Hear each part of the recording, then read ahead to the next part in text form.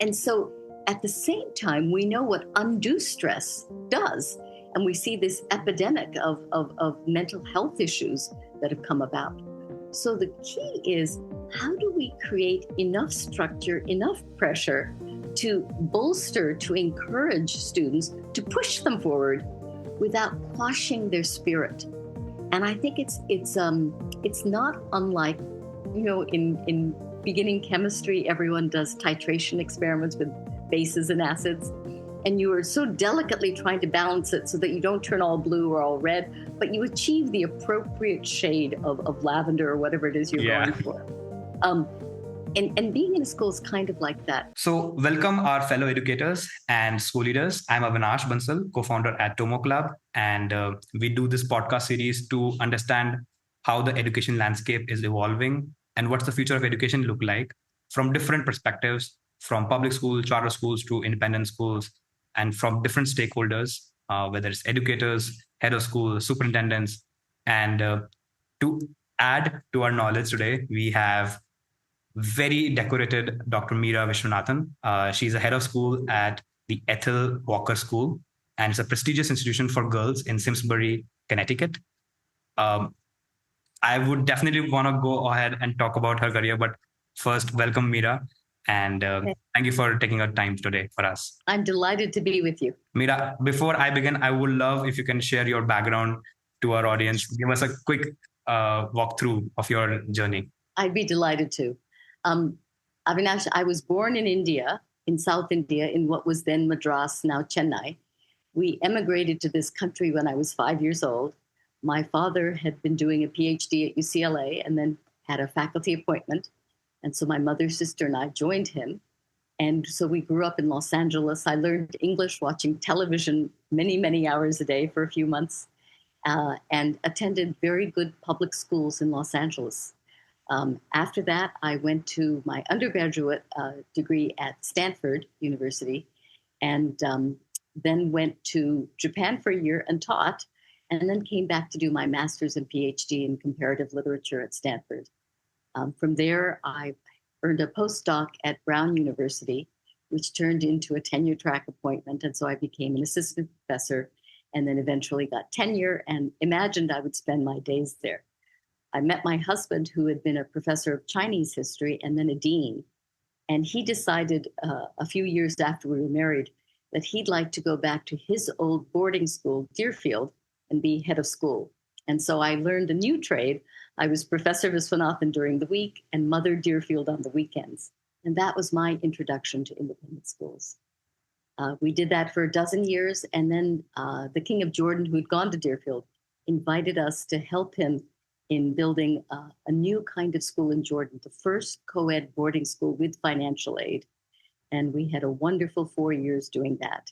And then I came back to my job at Brown and imagined I would finish there, and then realized that I had some things I wanted to do around girls' education. And so here I've been at Ethel Walker, and this will be my 10th year. Wow. Now, that's a very interesting journey. And I'm glad to the immigrant policy of the US in a way, because they could get such a brilliant mind and person to work for their education of the students there. So I would love to know what got you inspired to work in education in the first place. Yeah, well, I think I'm in a family that values knowledge, that values education in different ways. I think for my father, it was a profession. And so I always knew as a child that I would go on to graduate study. My mother was so passionate. In fact, she's 91 years old. And if you can believe it, she still takes classes every week by Zoom since COVID in opera appreciation, the theater arts, current events. And she loves to learn.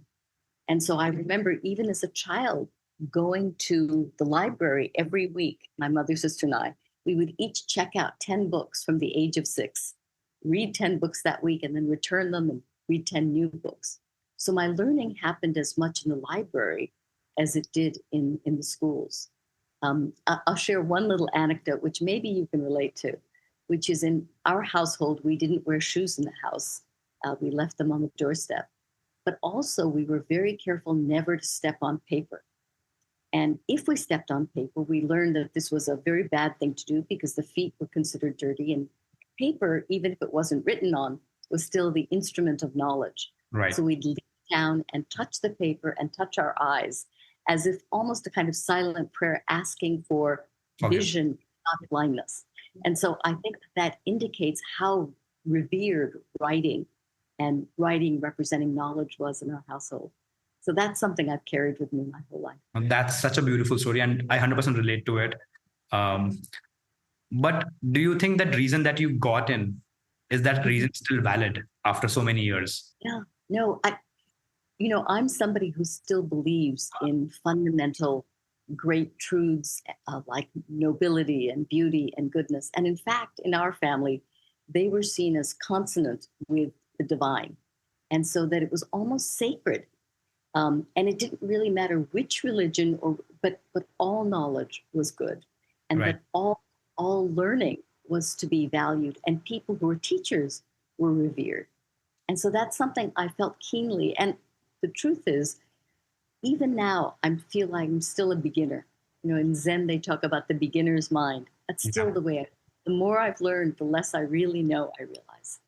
And it's endlessly fascinating to me, both to learn and to teach. No, absolutely. I can, like, for example, I'll give you my own journey as well, that I come from a little conservative family, but whenever it was about education, they would go an extra mile, whether financially or whether letting me stay out for weeks or months. There was no restriction on that at all. So I totally understand where you're coming from, that it's a lifelong learning process. And I think that's something a lot of Indian households and in general are kind of grown up with.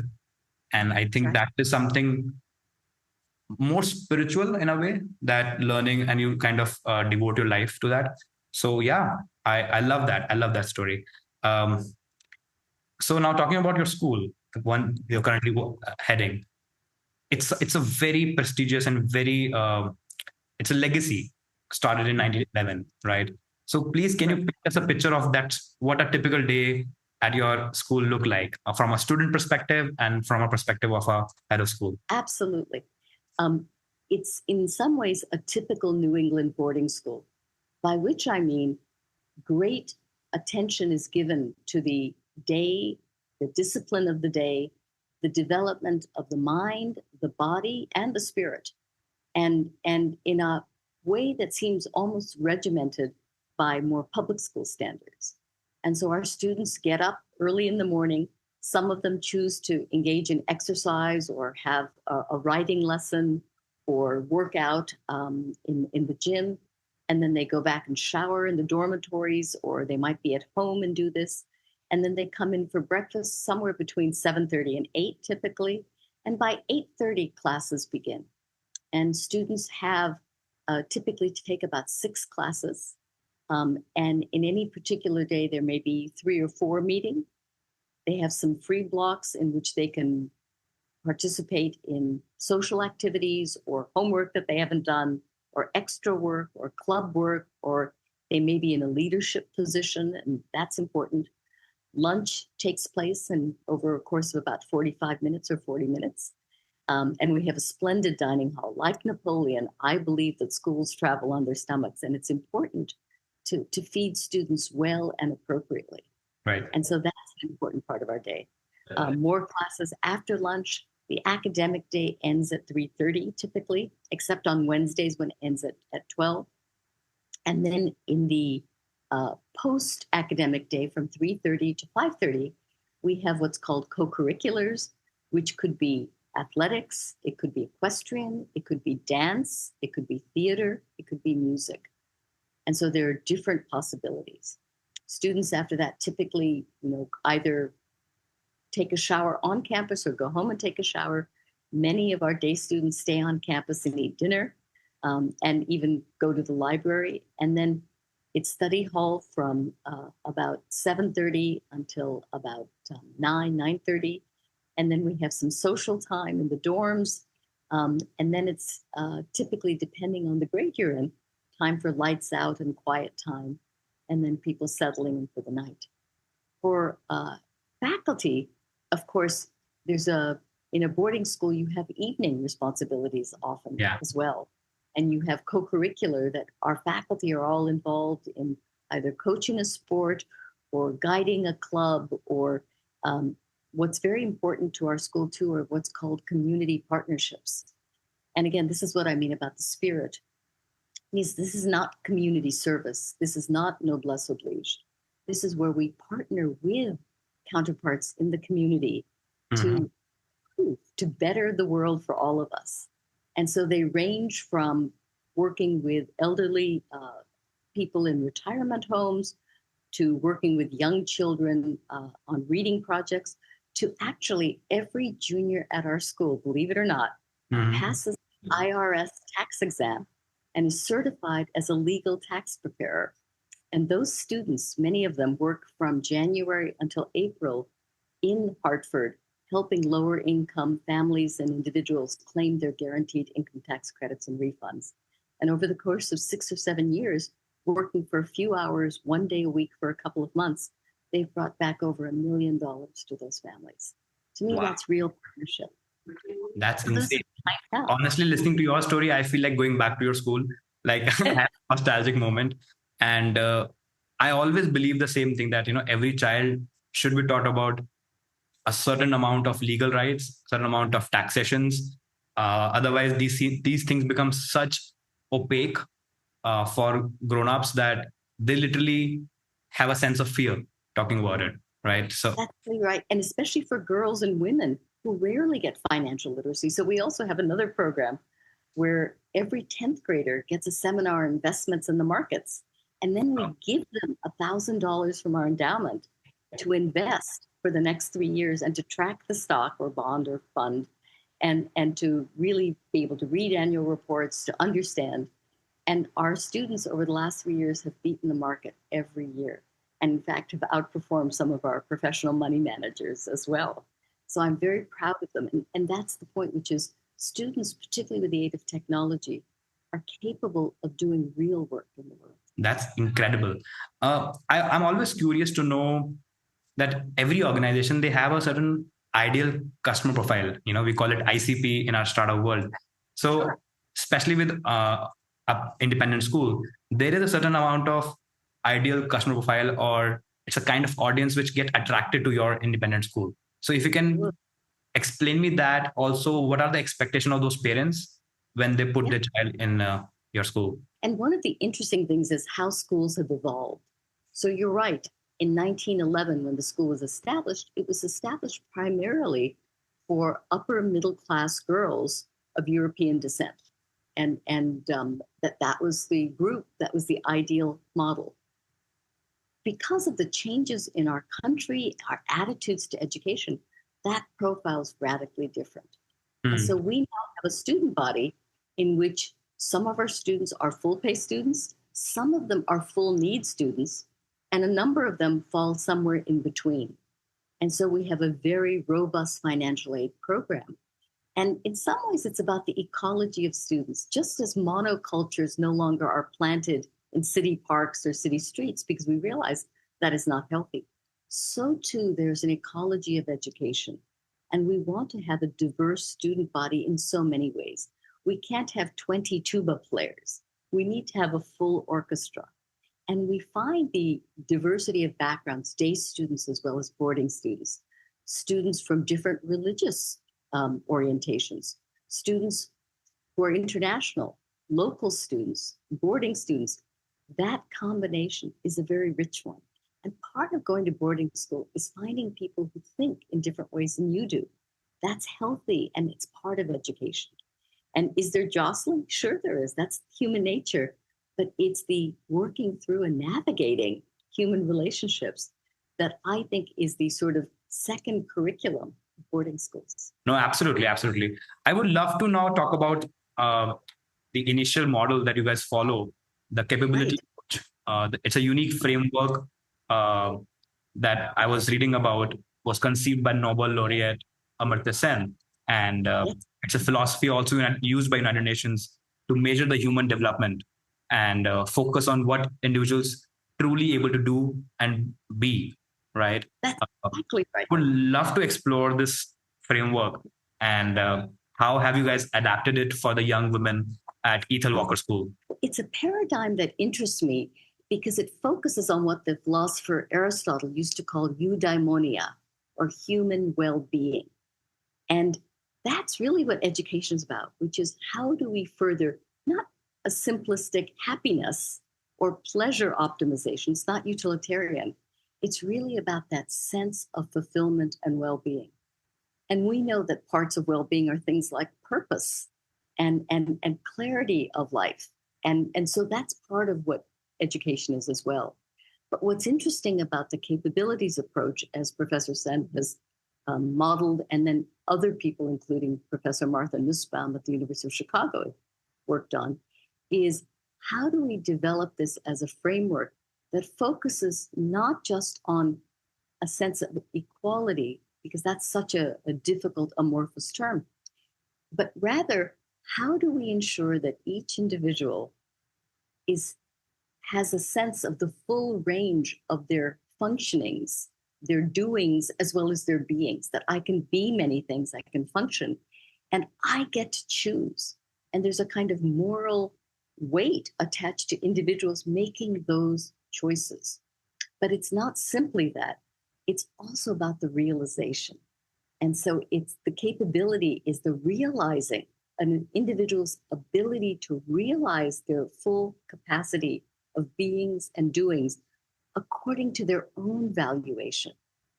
So what might be important to one individual or one culture may not be regarded in the same way. Right. So it struck me that this was important for a different reason for girls, which is that so many girls suffer from what we might call the imposter syndrome, or a confidence gap, sometimes it's called. And we know that girls in the secondary years outperform boys in the classroom. And of course, we're not talking about a simple binary, but a whole spectrum on gender. But nevertheless, it is a barbell, and we can see some weighting on either end.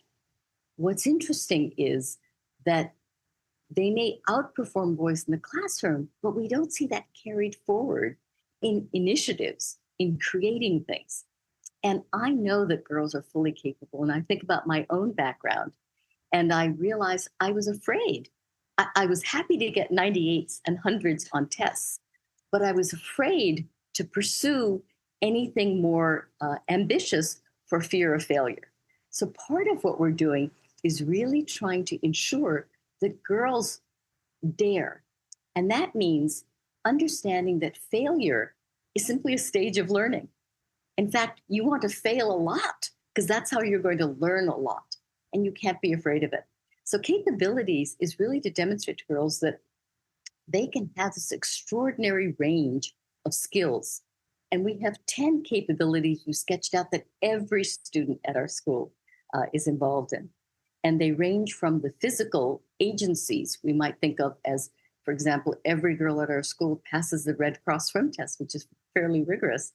Nice. Every girl, Red Cross CPR first aid certified, and every girl has a self-defense course before she goes to college. And then we have the more intellectual fluencies, where every girl has rhetorical fluency, knows how to give a public speech, construct it before a large audience, use a microphone effectively, speak without reliance on ums, you knows, likes, as we see so often, and is capable of moving an audience in a particular direction. So that is an important skill. We also have, as I mentioned, financial fluency, taxes, personal finance, investments. And then we also have digital fluency. And so, perhaps not quite as important now, but still important in college, is the ability to write code, which many boys playing video games are adept at, and many girls are not. And I remember in my teaching at Brown, I would encounter female students, who had to teach themselves to code over the weekend so they could complete their homework. So we want to give them these. And then we have a whole series of experiential discoveries, including international experience, sustenance and sustainability, a self-selected capability, and so forth. So what's interesting about each of these is they have a metric associated with it that is not about 100%, It's about competence and a level of functioning. And what I'm interested in is what they do with these capabilities. So it's not simply enough to have the gold star. It's what will you do with it? No, absolutely. You covered my second question that I was thinking while you were answering, was actually how do you measure it? Because to have a meaningful uh, capability metric for a child, because providing opportunity is not enough, That's right? right. Even if I have 100 electives in my school for students to choose from, it won't be enough unless I have a metric to measure it. So Exactly. can you explain that a bit more? How do you measure that in a more meaningful way? Right. And external measures are important, particularly when people are suffering from confidence. I mean, the purpose of this, it's a wonderful array of talents and skills. The function is not actually the talents and skills. It's to encourage what educators have called the growth mindset. And this is a term that educators use, which is that you may not be able to do something today, but it's not yet. It's not never. And so it's that sense that we're always being challenged to learn new things. So to ensure that we have that growth mindset, I may not have passed the IRS tax exam this week, but over the weekend, I'm going to prep. And next week, I will. And so it's that confidence that you know you're going to have it. So we try to pick external measures, which is why we use the Red Cross or the IRS. Right. I'm working on a metric for investments. I mean, there it's just a question of, are you succeeding? Are you actually increasing the investment or not? But I'm anxious to do something like get a Bloomberg terminal for our campus, because I think, why not? Why shouldn't girls? And then there are certain certifications that go along with the Bloomberg terminal, which would be fun for our girls to think about. So in each of these cases, I think there needs to be an external measure. Right. In part, because students can then feel, yes, I reached it, as opposed to I took a CS course and now I can check the box. So this is not a checking the box, and this is not I got a gold star. No, this is brilliant. If they have a industry standard assessment, of course, there is certain aspect, like you said, for the tax, they have an exam. For financial literacy, they actually can see the ROI of their investments and track it. So I love that. But also, when I was listening to you, it just came to my mind that as a school, we also talk about strengthening a community or fostering a sense of belongingness, right? I know what I'm asking is not always true, but I do feel that this capability approach, which is fundamentally about my individual needs or my individual interest or values, how do you reconcile these two ideas, and does it create a conflict? Yeah. Because student can say that, let's say, even if a teacher is pushing that you should work in this, but she's like, I don't want to do it. It's not appealing to me. So how do you guys deal with those kind of scenarios? That's exactly right. And that's such an important question. And in fact, the capabilities approach has been critiqued many times for its focus on the individual as opposed to larger groupings. One of the things that we begin with, we are always about community. And one of my areas of research was Japanese philosophy and aesthetics. And a modern Japanese philosopher, Watsuji Tetsuro, once talked about the fact that in Japanese, the word for human being has two characters. The first character is simply the character for person, chito. The second character is the character for space between. So you are a person individually, but to be a human being, you need to have that interaction. It's the spaces between individuals that create our humanity. It's not unlike the Zulu word, Ubuntu, which I don't know if you've ever heard of, but it was a popular word when I was in college. Ubuntu means I am because we are. In other words, what confers individual personhood to me is the notion of community. And I think these ideas, both of them in different cultures, really interrogate this notion of the relationship of the individual to the group. And that's very much a part of who we are.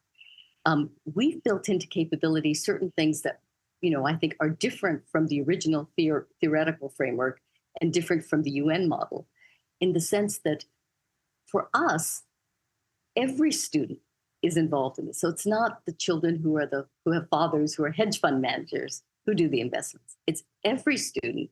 And again, we've had students who say, I don't want to engage in this capitalist practice.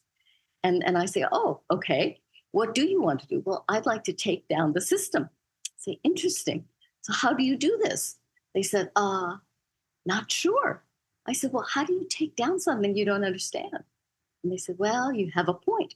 So I'm not interested in telling them what to do with this, but I'm interested in having full range of understandings.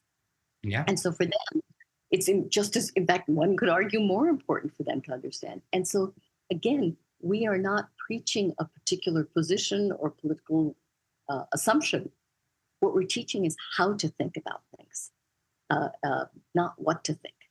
And so what is critical for us is how girls do this. And one feature that's peculiar to girls, there was a wonderful article in the Harvard Business Review in 2010 about how groups solve problems and why some groups outperform other groups. 2 business school professors came together on it, one from MIT and one from Carnegie Mellon.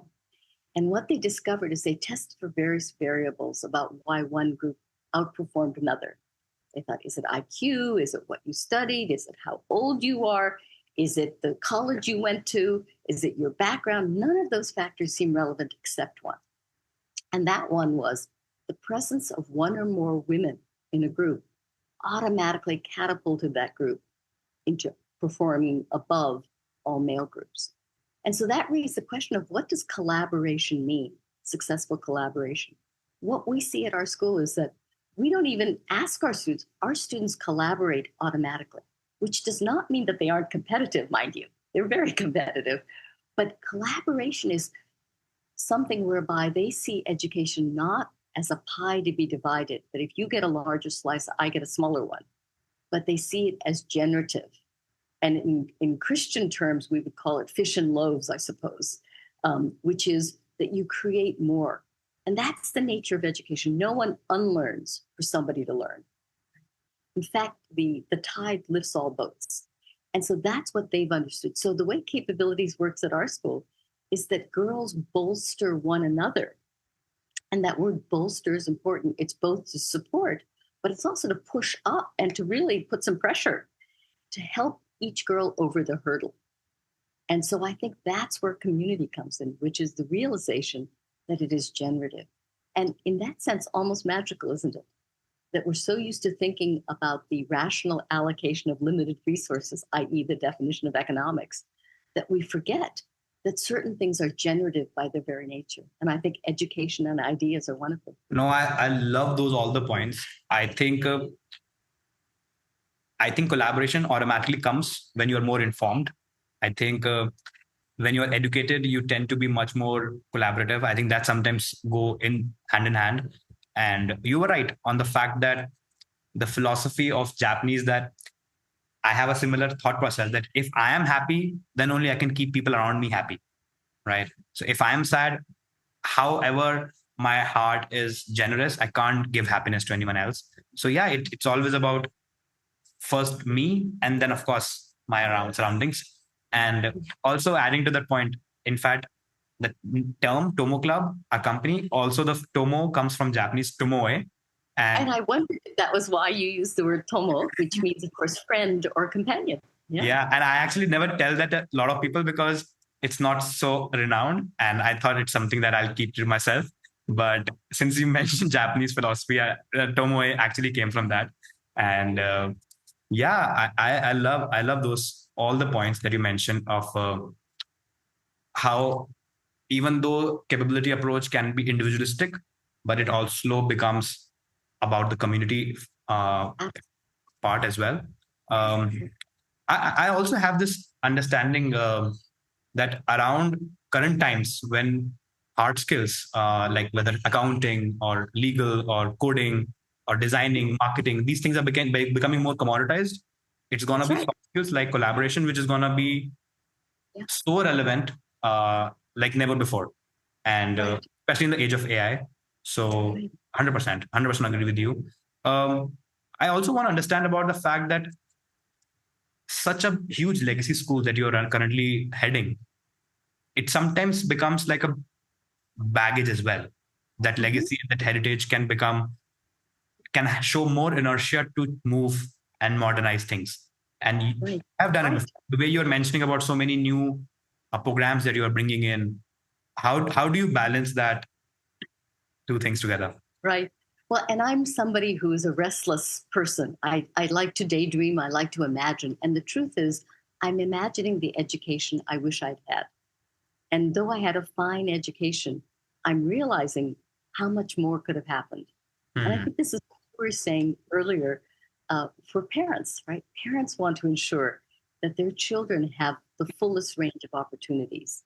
So that's what we're doing here. My sense is that we should always be iterating, Hmm. that education is never static. What we also have to do is balance because stability is so important in education. Right now, we're seeing the headwinds blowing.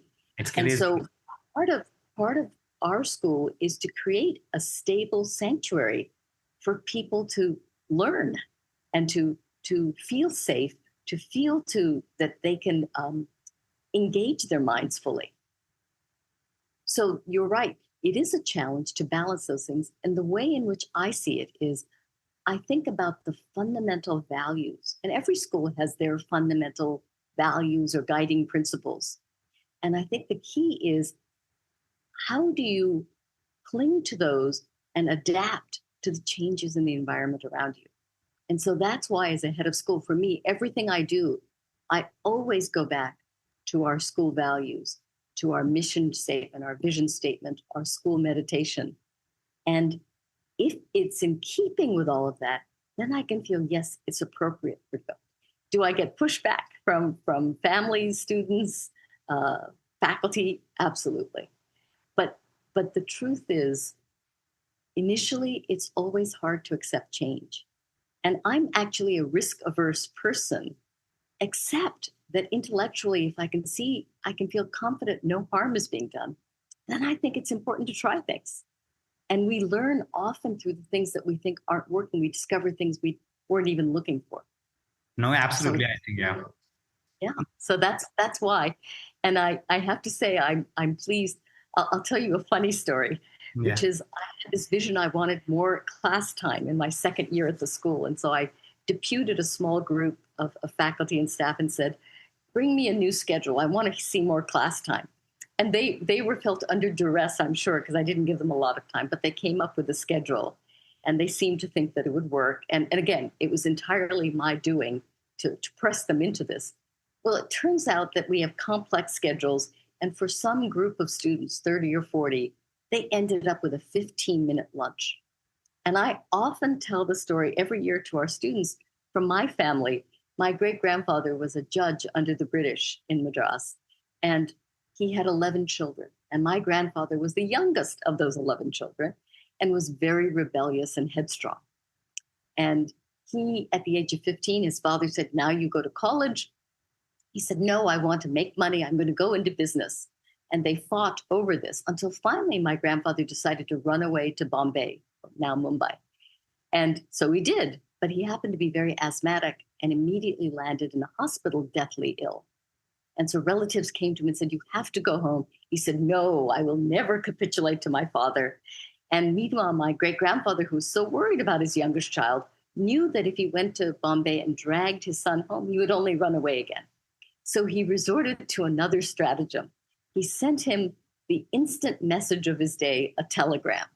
And as you probably know, Avinash, though you're on the young side, telegrams were prohibitively expensive in 1915, especially. And they charged you for every letter and every punctuation point. So everyone wrote in a very elliptical, concise style because it was so expensive. And he wrote a message with just 6 words in the telegram. And these were the 6 words: health first, education next, prospects last. And my grandfather was so moved by Wow. this that he realized what his father was trying to tell him. So he came home, went to college, then became a stockbroker, and then was the president of the South Indian Stock Exchange. And Wow. so I tell that Amazing. story to our students because they need to understand what the priorities. Well, in any case, going back to my original story about the schedule, after 2 days of a 15-minute lunch where we were scrambling trying to figure out what was going on, the students wrote a special edition of the school newspaper. And the headline was, "What happened to health first, Ms. Viz?" which is my nickname. And everyone was stunned. And people came up to me and said, "Oh, are you angry? Are you going to punish them?" And I laughed and said, "Punish them? Just the opposite. They were doing something so good. They were speaking respectively, constructively, but pointedly. They were speaking truth to power to the head of school.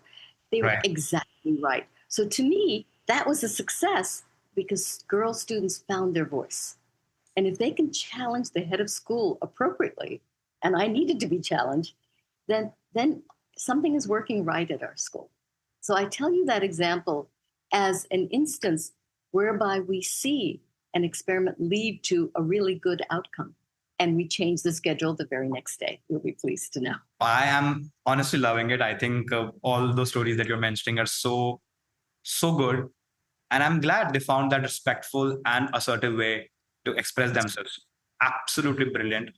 But I would also like to know that a lot of parents across the world right now have this concern where they want their kids to perform really well, at the same time, not at the cost of their mental well-being, right? Exactly. Physical well-being. Right. But at the same time, there's also a school of thought that unless you push yourself in an uncomfortable position, you cannot come out great.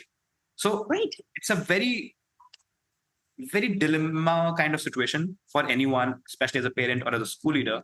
And also, if you're looking at the capability approach, it also talks a lot about my well-being and purpose. So right now, how do you navigate the moments of failure or intense pressure while also focusing on high achievement? That's right. It's something which always creates more questions in my head than answers. I would love to know your thought process. Well, and it's a problem that I've dealt with my entire life, thinking, what is the optimal situation? If you have no pressure, frankly, we all drift, most of us at least, and we don't get to do the things that really make us feel, I've achieved something. Like universal basic income as a concept has repeatedly failed. Even if when you give people $4,000 per month and expect them to become innovative, it doesn't happen. And so at the same time, we know what undue stress does. And we see this epidemic of mental health issues that have come about. So the key is, how do we create enough structure, enough pressure to bolster, to encourage students, to push them forward without quashing their spirit? And I think it's not unlike, in beginning chemistry, everyone does titration experiments with bases and acids. And you are so delicately trying to balance it so that you don't turn all blue or all red, but you achieve the appropriate shade of lavender or whatever it is you're going for. And being in a school is kind of like that. One of the things I'm writing on right now is the concept of the fallow. And that word fallow is usually used about farm fields, that farmers know that you can't plow a field every year and plant it. You need to give it rest time. Often you'll plant it with a winter cover crop and then mow it in to form a kind of green manure or tillage that helps the next year's crop. I think that's a useful concept for us to think about in education, because we've all experienced where we're working and we seem to hit a plateau. Nothing is happening. And it's so tempting to say, I'm just going to give up. And many people do at that point. I'm never going to learn Greek. I'm never going to understand multivariable calculus. I'm never going to be able to do this, because here I've been working at it and nothing is happening. One of the things I've noticed is plateaus are external sort of gaps in terms of proof of learning. They don't mean nothing is happening. And I'm convinced that fallow period where you're in a plateau, things are fermenting internally. And sometimes they just need to germinate, and we need to give them the time. And we've all had the experience where we try and try and try, nothing's happening. And then suddenly everything opens up. How does that happen? And I'm convinced it's because of the need for fallow time. And so one of the things I want to say to parents is, raising a child is like growing something. It's not going to bloom on demand, even though the package of seeds says 30 to 35 days for blossom. Right. Your blossom might take 45, or it might bloom at 20. And the key is not to pressure it to bloom at the earliest possible, because what we want is for each plant to follow its own internal, biorhythms, and to optimize that. So as teachers, as parents, what we need to do is pay attention. What does that particular child plant need right now? More sun, fewer weeds, more water? Does it need to be left alone? And those are the things that we need to think about. Additionally, I think one of the positive things that's emerged is the idea of differentiated learning, which is that children are different. They learn differently. Some learn better orally. Some people learn better written. Some people need to write to learn. Why wouldn't we want to engage all of these different mechanisms? Because the goal is always greater understanding. No, I totally agree with you. And of course, we have understood the capability approach by different angles, different POVs. I would love to know a little bit about you as a person right now. While working for a school in Jordan, which was a financial aid school, while working with basically with the current school, the Ethel Walker, how do you see the change in demographics and the approach? Yeah. Where do you enjoy yourself more and why? Yeah. Well, I enjoy every school, and King's Academy was an extraordinary place. It was a place where we had members of the royal family, and we had children from refugee camps without running water. And the school made it possible by providing the appropriate supports, i.e. extra English learning in the summer for the children from refugee camps, but made it possible for them all. And the beauty part, and this is the miracle of education, which is the closest thing to magical transformation or alchemy there is that many of those children from refugee camps now are working at the World Bank, are managing hedge funds, are filmmakers, are teachers, professors, orthopedic surgeons. I love that. I love to see that full gamut. And so that was the vision of His Majesty in Jordan, and it was an honor to be part of that. It was a remarkable place. It is a remarkable place, and always will be dear to my heart. Walker's is also dear to my heart. And it's because this focus on girls, which I think, again, is a demographic that has not, my theory, and I forgive me for taking time to talk about this, but I think most secondary education is built, it's posited as universal education, but it's built around male patterns of development. And one of the indices for this is there's so much busy work given to students. Students know it's busy work. Faculty know it's busy work. Why do we do this? Well, we do this because male hormones often take transgressive sort of roads. And so the key is, how do we occupy their time so they don't get into trouble? The reality is that girls by the age of 12 or 13, and some boys, but most girls, I would say, by the age of 12 or 13, have learned three things that I think are necessary for higher level learning. First, they've learned to control their bodies. They can sit, they can, keep their mouths shut when they're not supposed to be speaking or somebody else is speaking. They know how to comport themselves. Two, they've learned reciprocity. And people don't understand how important that is for higher level learning. It's not just partner dancing. One person takes a step forward with the right foot, the other person takes a step backward with their left foot. It's about engaging with ideas and discussion. You have to, in great higher level argument, you have to listen carefully. You can't just plan your own thought. You have to listen to the other person and build on what they've said, to challenge it, to agree with it, to amplify it, to do something. So it's like a great tennis match where the ball goes back and forth. So reciprocity, understanding that, is what leads to higher level learning. And the last thing that girls have learned by the age of 12 or 13 is what Stanford University psychology department used to call the marshmallow test. I don't know if you've heard of that. The marshmallow test is a first grade. When your child gets to be in the first grade, try this out.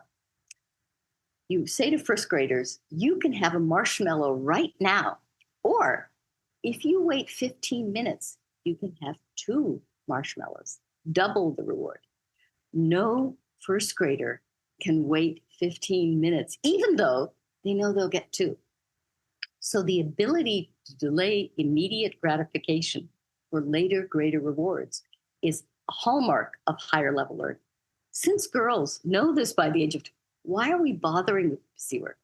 Far from being an easier, sort of gentler place, girls' schools should be more robust, more demanding, and that's the tack we're taking. And so my hope with Walkers is that we make this scalable, that it's not just about the Ethel Walker School, which is a wonderful school, but that Ethel Walker School becomes a vanguard, a leader, so that we take what we're doing. And again, what I said about generative, we don't want to hoard it. Wouldn't it be wonderful if a generation of girls' lives were transformed and thereby a nation? No, I absolutely love it. And I always believe that if you teach a child, if you teach a girl child, or if you teach a woman, it can teach entire family in terms of all ethics, because that's how they're nurturing and that's how they can imbibe those things in their babies and in the families for generations. So yeah, you're doing some fantastic work over there. Lastly, I would love to know what are the AI initiatives you guys are taking, because that's the talk of the town. Can't ignore any podcast without talking about AI right now. So how you guys are looking at it, how your teachers are looking at it, what's their temperament about it? That's right. It's so interesting. We began talking about this as a faculty about 1.5 years ago. And of course, ChatGPT was just emerging into ChatGPT 4. It was about to come online. And among educators, there's a sense of how do we control it? Do we limit it? Do we exclude it? And of course, we realize our naivete. There is no excluding. It's already embedded into so much of what we use.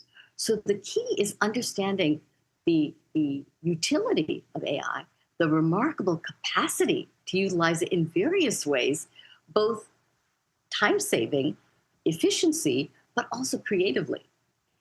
At the same time, every school is dealing with a plethora of academic integrity cases because students themselves are unsure, since some of the sources they rely on are AI generated. They wonder what they should be doing. How do they cite it? And what we need to realize about AI, which is based really on statistical web crawls, right, is that it's an instrument not of accuracy but plausibility, right? And so it garners a kind of generalized sense of what is right. So there's a great deal of work that you need to do, whether it's law cases or medicine, to make sure the citations that it offers are real, to make sure that the representation of those things are accurate. So that's there. But it also offers wonderful opportunities in the classroom. And this is how our teachers are using it. One, it offers a great way to think about different perspectives. So to pose queries to AI, to say, think about 3 different strategies for understanding this text, right? And then to have students critique those 3 strategies, or to have students write drafts and have AI critique their drafts, right, is a marvelous way to use it. One of the challenges, of course, is how do we preclude AI from doing thinking for us? Because actually thinking is different.